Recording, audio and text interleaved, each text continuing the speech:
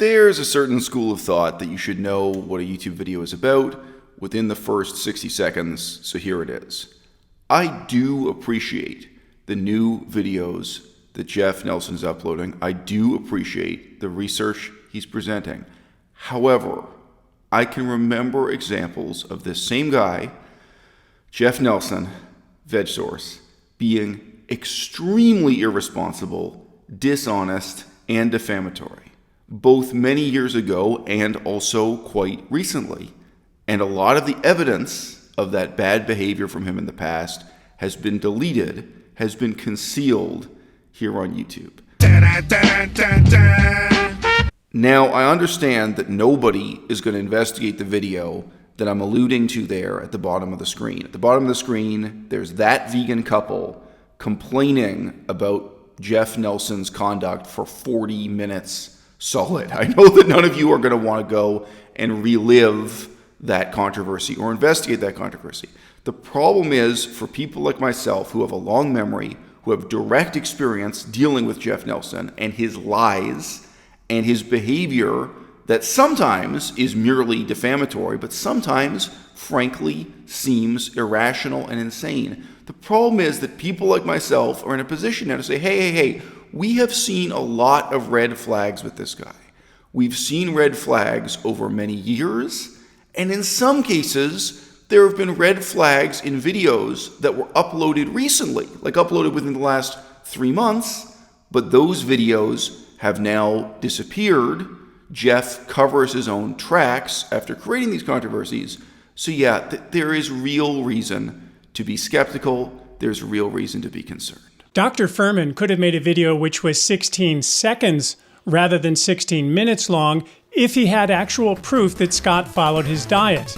All Dr. Furman needed to do was to show us the original email that Scott sent to him back in 2008, in which Scott said he lost 331 pounds following the nutritarian diet. If Dr. Furman had that, he could show it on screen, and that would be the end of the story.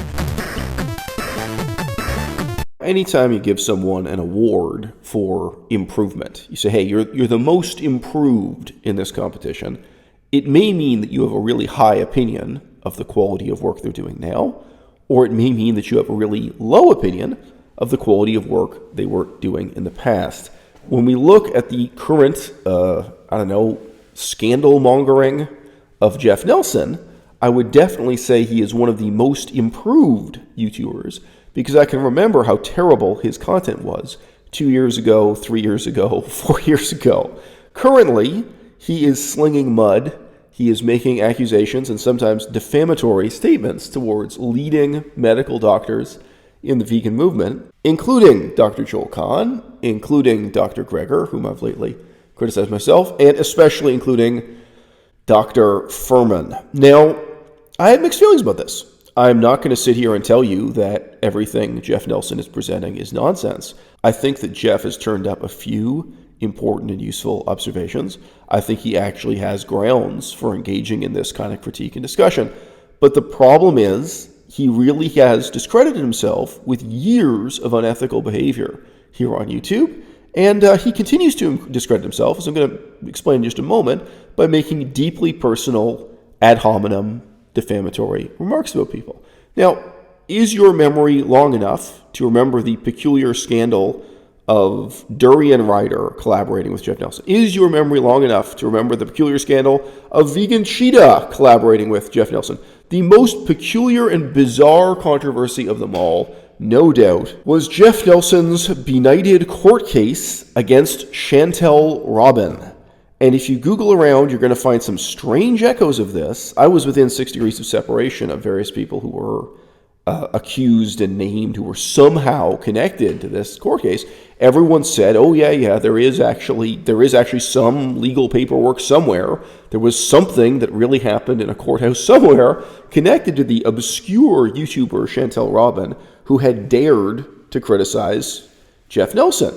Now, I don't know the legal details. I can't get the legal details, and Jeff has long since deleted every trace of this. He wants to have it forgotten. He wants to sweep it under the rug.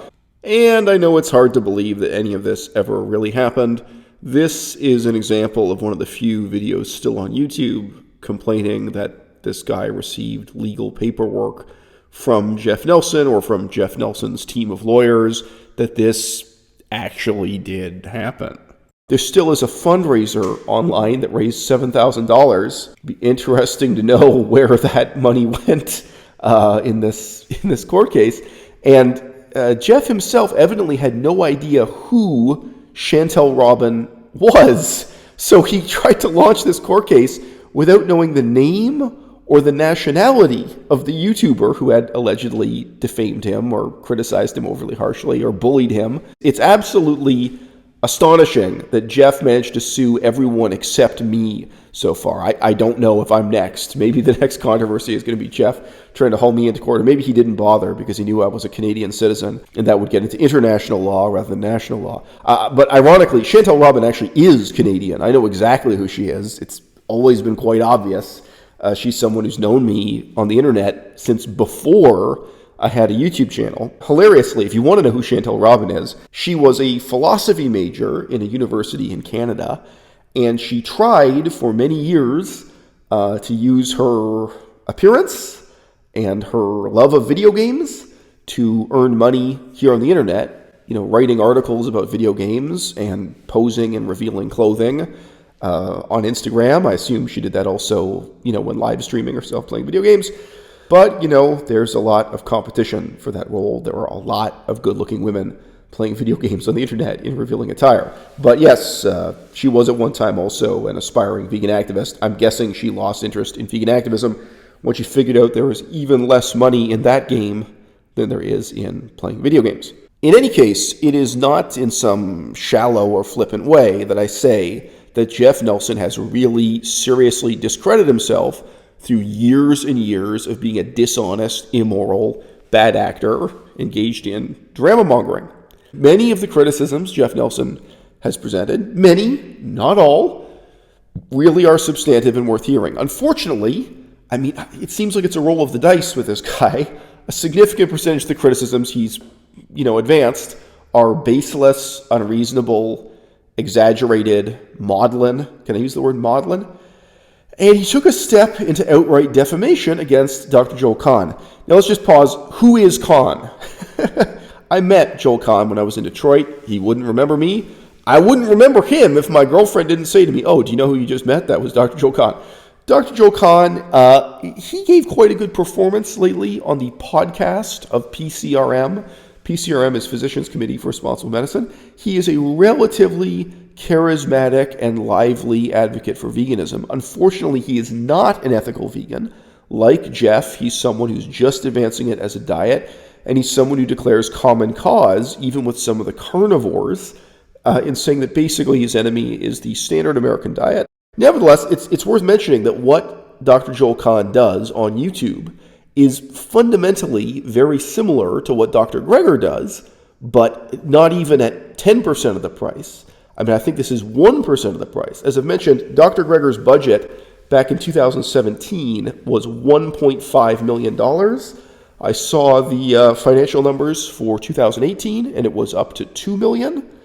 Dr. Greger is burning through millions of dollars per year, year after year, doing what Joel Kahn is here doing for free, just sitting down and taking a minute to read a peer-reviewed article and then make a YouTube video chatting about it. So this is one of the bizarre things about 21st century capitalism. Two different people can serve exactly the same social function here on the internet, and one of them earns a salary of $200,000 per year out of a budget of $2 million per year for their foundation, and another one just does it in his spare time while being a legitimate doctor who actually has a medical practice helping heart patients. Just saying, Joel Kahn, unlike Dr. Greger, he really is helping people with heart problems face-to-face every day. And by the way, also, Joel Kahn works with his son in owning and operating several vegan restaurants. The vegan restaurant I went to, that's, again, it's cooperatively owned and run by Dr. Kahn and his son.